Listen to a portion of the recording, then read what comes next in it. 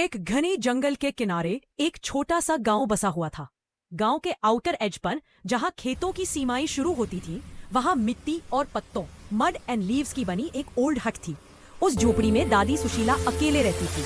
उनकी दुनिया उस झोपड़ी और एक पुराने मिट्टी के चूल्हे तक ही लिमिटेड थी।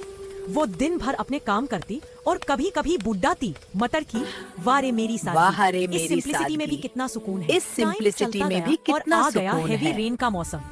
स्काई में ब्लैक क्लाउड्स छा गए और ऐसी मूसलाधार बारिश शुरू हुई जो रुकने का नाम ही नहीं ले रही थी। नाइट टाइम था, बिजली कड़क, लाइटनिंग स्ट्रक रही थी और विंड सीटी बजा रही थी। दादी सुशीला डर कर गॉड का नाम ले रही थी। तभी उसी घनाउने रेन में जंगल से एक ह्यूज वुल्फ निकल पड़ा। वो बारिश से बुरी तरह भीगा हुआ था।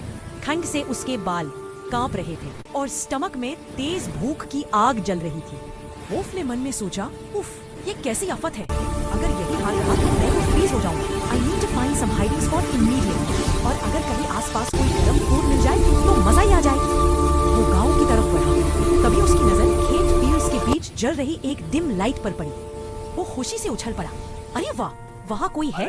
जरूर कोई हॉट फूड बना रहा होगा। आज तो मेरी किस्मत चमक गई। पहले पेट पूजा, फिर रेस्ट। वुल्फ दबे पाँव में झोपड़ी के पास पहुंचा। यहाँ कोई है और फूड की खुशबू भी कमाल की आ रही है। उसने झोपड़ी के होल से अंदर झांका। दादी सुशीला चूल्हे पर दलिया पोरेज बना रही थी, लेकिन झोपड़ी के रूफ से मेनी स्पॉट से वाटर लीक हो रहा था। दादी किसी तरह अपनी यूटेंसिल्स को शिफ्ट करके फूड बचाने की कोशिश कर रही थी। फिर शुरू हो गया। हर साल इससे रिपेयर करवाती हूँ। शुरू हो गया। हर साल इससे रिपेयर करवाती हूँ, पर ये चुप मेरा पीछा नहीं छोड़ता। मुझे तो जंगल के वाइल्ड एनिमल्स से भी फियर नहीं लगता, पर इस चुप से मेरी जान निकल जाती है। वुल्फ ने जैसे ही ये सुना, उसके कान खड़े, ईयर्स प्रिक्ड अप हो गए। उसने सोचा, व्हाट, ये ओल्ड लेडी मुझसे नहीं डरती, पर इस चुप से डरती है। ये चुप कौन है? जरूर ये कोई मुझसे भी ज्यादा डेंजरस अनसीन मॉन्स्टर होगा। रेन और तेज हो गई। बिजली की एक टेरेबल क्लैप हुई। वुल्फ कांप उठा। उसके मन में डर की लहर, वेव ऑफ फियर दौड़ गई। वुल्फ ने घबराते हुए कहा, नो, अगर ये ओल्ड लेडी इससे इतना डर रही है तो ये चुप जरूर बहुत ही खौफनाक, टेरिफाइंग होगा। कहीं ये यही आसपास छिपा तो नहीं? वो स्लोली पीछे हट गया। तभी चूल्हे के पास रखे वो चौंक गया।